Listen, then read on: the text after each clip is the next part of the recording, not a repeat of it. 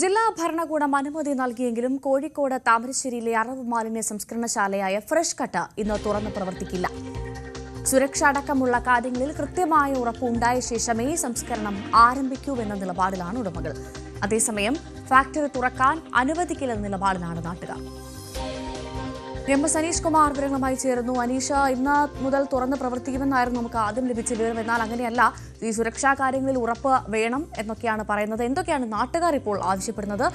എന്നത്തേക്ക് ഫാക്ടറി തുറക്കാനാണ് തീരുമാനം? വിവരങ്ങൾ എന്തൊക്കെയാണ്? ഭവ്യ, ഇന്നലെ ജില്ലാ കളക്ടർ സ്നേഹിൽ കുമാർ സിംഗിന്റെ അധ്യക്ഷതയിൽ ചേർന്ന district level facilitation and monitoring കമ്മിറ്റിയാണ് ഫാക്ടറി വീണ്ടും തുറന്ന് പ്രവർത്തിക്കുന്നതിനുള്ള ഉത്തരവിട്ടിരിക്കുന്നത്. ഇതുമായി ബന്ധപ്പെട്ട് കർശനമായ നിർദ്ദേശങ്ങളും ഫാക്ടറിക്ക് നൽകിയിരുന്നു. ഇതിൽ ഏറ്റവും പ്രധാനം ഈ പ്ലാന്റിന്റെ പ്രതിദിന മാലിന്യ സംസ്കരണം 25 ടണ്ണിൽ നിന്നും 20 ടണ്ണാക്കി കുറയ്ക്കുക എന്നതായിരുന്നു. ഒപ്പം വൈകുന്നേരം 6 മണി മുതൽ രാത്രി 12 മണി വരെ പ്ലാന്റിന്റെ പ്രവർത്തനം നിർത്തിവെക്കണം. ആ സമയത്ത് പൂർണ്ണമായും പ്രവർത്തിക്കാൻ പാടില്ല എന്നിവയും, ഒപ്പം ഈ അറവ് മാലിന്യങ്ങൾ, പഴകിയ മാലിന്യങ്ങൾ പ്ലാന്റിലേക്ക് കൊണ്ടുവരുന്നത് പൂർണ്ണമായി നിർത്തിവെക്കുക, ഏറ്റവും പുതിയ മാലിന്യങ്ങൾ മാത്രം ഇവിടെ സംസ്കരിക്കുകയും ചെയ്യുക എന്ന കാര്യം നിർദ്ദേശിച്ചിരുന്നു. ഒപ്പം പ്ലാന്റിലേക്ക് മാലിന്യം കൊണ്ടുവരുന്ന വാഹനങ്ങളുടെ വിവരങ്ങൾ കൃത്യമായി തന്നെ അധികൃതർക്ക് കൈമാറണം. ഒപ്പം മാലിന്യ സംസ്കരണ കേന്ദ്രത്തിലെ ഈ മലിനജല സംസ്കരണ പ്ലാന്റ് കൃത്യമായ രീതിയിൽ പ്രവർത്തിക്കുന്നെന്ന് ഉറപ്പുവരുത്തുകയും അത് ആഴ്ചയിൽ ഒരിക്കൽ NIT-യിൽ പരിശോധന നടത്താൻ നൽകുകയും ചെയ്യണം എന്നിവയടക്കമുള്ള കർശനമായ നിർദ്ദേശങ്ങളാണ് നൽകിയിരുന്നത്. ഇതിനുശേഷം ആണ് ഇന്നു മുതൽ പ്രവർത്തനം ആരംഭിക്കുമെന്ന സൂചനകൾ ലഭിച്ചത്. എന്നാൽ കൃത്യമായ സുരക്ഷ ലഭ്യമാക്കാതെ പ്ലാന്റ് വീണ്ടും തുറന്നു പ്രവർത്തിക്കാൻ ആവില്ല എന്നാണ് ഉടമകൾ പറയുന്നത്.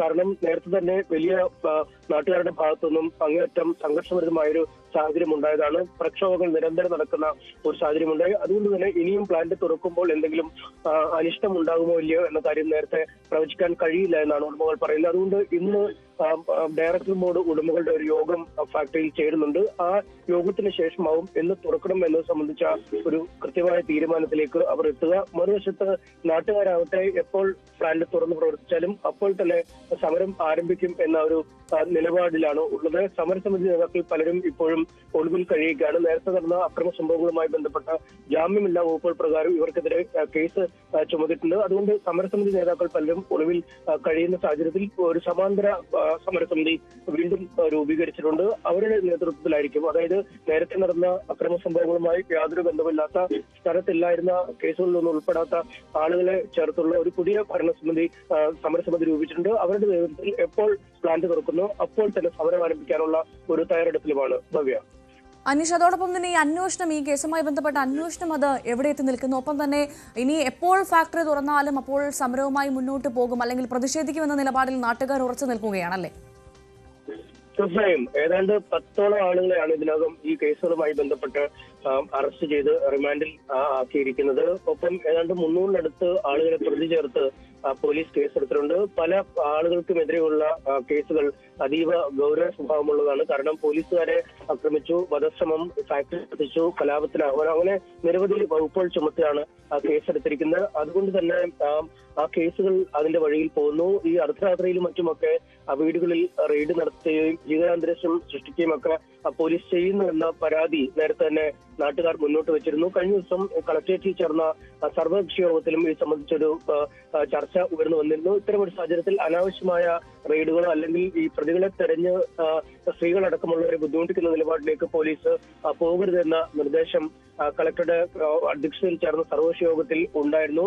പക്ഷേ അത് പൂർണ്ണ അർത്ഥത്തിൽ നടപ്പിലാകുമെന്ന് നമുക്ക് ഇപ്പോഴും പറയാൻ കഴിയില്ല. കാരണം ഗൗരവ സ്വഭാവമുള്ള കുറ്റങ്ങളുണ്ട്. സംസ്ഥാനത്തൊരു വ്യവസായ സൗഹൃദ അന്തരീക്ഷം നിലനിൽക്കുന്നു എന്ന് പറയുമ്പോൾ ഒരു ഫാക്ടറി കത്തിക്കുകയും പോലീസ് ഉദ്യോഗസ്ഥർക്ക് നേരെ അക്രമം നടത്തുകയും ചെയ്യുമ്പോൾ അതിനെ ഗൗരവം കുറഞ്ഞ് കാണാൻ കഴിയില്ല എന്നൊരു നിലപാട് കളക്ടർ സ്വീകരിക്കുകയും ചെയ്തിരുന്നു. ഒപ്പം 3 മുന്നണിയിലെയും പ്രതിനിധികൾ അടങ്ങിയ ഒരു സർവകക്ഷി കമ്മിറ്റിയെ ഇക്കാര്യങ്ങൾ പരിശോധിക്കുന്നതിനായി കളക്ടർ നിയോഗിക്കുകയും ചെയ്തിരുന്നു. എന്തായാലും ആ കമ്മിറ്റി വരും ദിവസം തന്നെ താമരശ്ശേരിയിലെ ഫ്രഷ് കട്ട് ഫാക്ടറി സന്ദർശിക്കുകയും എങ്ങനെയാണ് അവിടെ കാര്യങ്ങൾ നടക്കുന്നതെന്ന് പരിശോധിക്കുകയും ചെയ്യും. അതിനുശേഷം ഒരു റിപ്പോർട്ട് നൽകുകയും ചെയ്യും. പക്ഷേ അത്തരത്തിലൊരു കമ്മിറ്റിയെ നിയോഗിച്ച് കമ്മിറ്റി ഒരു കൃത്യമായ പഠനം നടത്തുന്നതിന് മുമ്പ് തന്നെ ഈ ഫാക്ടറി തുറന്നു പ്രവർത്തിക്കാൻ അനുമതി നൽകിയ കളക്ടറുടെ തീരുമാനത്തിലും ഈ സമരസമിതി പ്രവർത്തകർക്ക് വിയോജിപ്പുണ്ട്. എന്തായാലും നിലവിൽ സമരം ആരംഭിച്ചിട്ടില്ല എങ്കിൽ പോലും ഏത് സമയം ഫാക്ടറി തുറക്കുന്നു ആ സമയം തന്നെ സമരം ആരംഭിക്കാനുള്ള ഒരു തയ്യാറെടുപ്പിലാണ് ഇപ്പോൾ നാട്ടുകാരുള്ളത്. എന്തായാലും ഇന്ന് നടക്കുന്ന ഈ ഡയറക്ടർ